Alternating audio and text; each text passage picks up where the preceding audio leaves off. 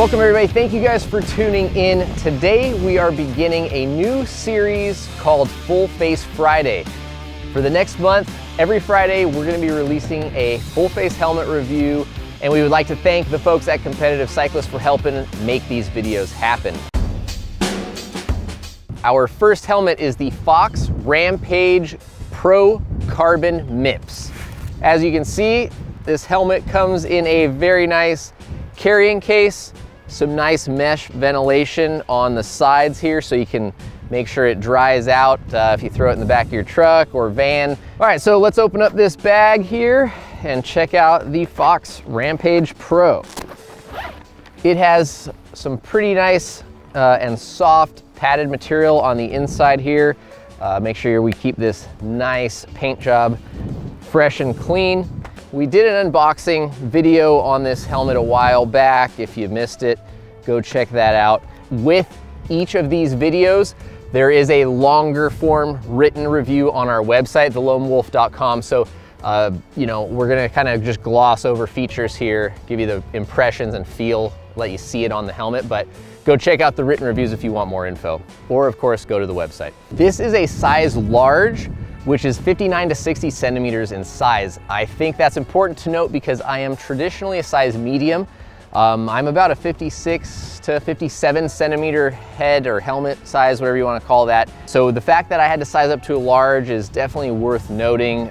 So try one of these on if you can, or be prepared to size up if needed.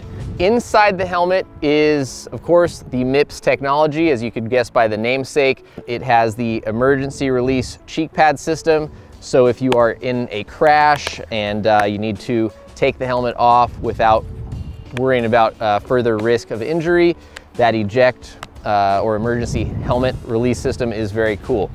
Standard D-ring closure system, which we are big fans of.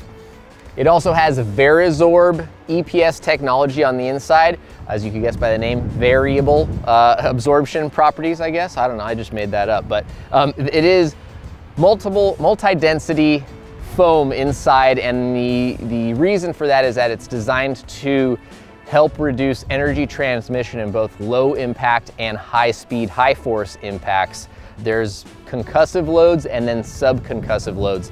And as people are doing more and more studies, they're finding that repeated subconcussive loads can have some pretty serious long-term effects. So just having a really stiff, really hard helmet that will protect you that one time you hit a tree at 30 miles an hour isn't as great if every time you bump your head, crash and tip over at 5, 8, 10 miles an hour and you get subconcussive trauma, you know, that's not gonna help you because you're gonna do that 15 times for every one time that you bash your head real hard. Having dual density EPS protection in here is really neat, and that's a reason that you're seeing a lot more brands focusing on that.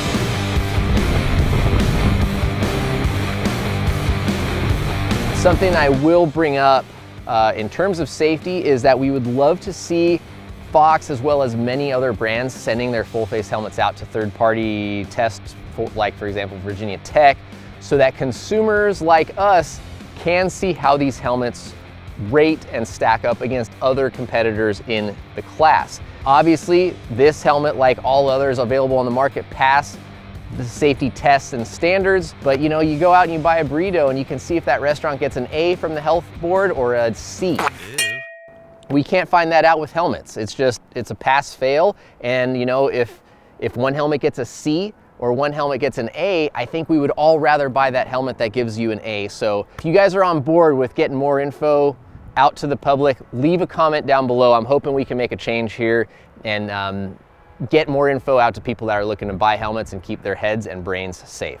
From what I know about this helmet, I do have some faith and trust in it. I'm a fan of Mips liners. They certainly don't hurt, although there are some skeptics out there. It's not gonna make things any worse inside, so having that slip plane technology is only a benefit in my opinion. As far as the looks of the helmet, the fit and finish, very impressive. This is a showstopper in my opinion. I love the metal flake, the fade and the paint. You know, I'm usually a guy for a little bit more subtle stuff, but good flake's always gonna get me. So looks good, feels right. Mesh covers over the vents, which are nice. They do limit airflow a little bit with the foam backs behind the mesh, but it also prevents a lot of wet chunks of dirt, debris, crap flying up and getting in your mouth, which some of the other helmets in our shootout have done. But let's put this thing on so you guys can see how it fits. It is a bit tight around the cheeks to get in, but once it's on, it feels nice and secure. A little D-ring again with the button closure.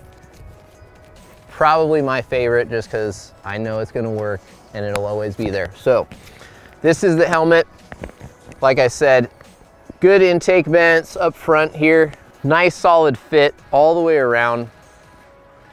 Good field of view. I like how high this is when I put my head down. The visor's out of the way. This part over the brow is out of the way. Obviously, some helmets are not the best with larger goggles. These fit in fine. There's plenty of room here between the two. Let's get these out of kook mode right here and into the right spot. So, once again, no pressure points. Everything is fitting and feeling good. One thing I will note, some helmets, like for example the Liats, it's really hard when their chin bar is so close to get goggles, especially goggles with a nose piece in there. You also don't want a really large chin bar, which is gonna act kind of like a lever arm and pull your head if it catches something on the ground. But this thing is pretty short without being too short. Nice and stiff, not a lot of play or movement on the head.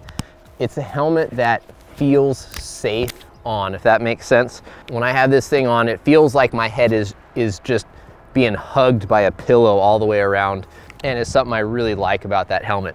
It is a quiet helmet, and I mean both in terms of like it doesn't make any noise, but because there's not a lot of vents around here and the padding connects pretty tightly, it does restrict hearing a little bit. So it's kind of nice in some ways, because when you don't hear a whole bunch of noise, it kind of calms you down. It doesn't make you feel like you're going as fast, like your bike's rattling as hard, like you're pushing as hard. So it kind of gives you like this like false sense of courage to go even faster, if that makes sense. It's kind of like, you know, riding in like an old jalopy car with the windows down and you're going 60 and it feels like you're going 100, versus like a modern day luxury car with the windows up and you're going 95 and it feels like you're barely moving. With this thing on, it quiets down the world. And it makes you want to push just a little harder. Downside is obviously spatial awareness, you know, hearing other people coming up behind you, etc. could be a little bit of a downside, but not one that's a huge thing or a big talking point in my book.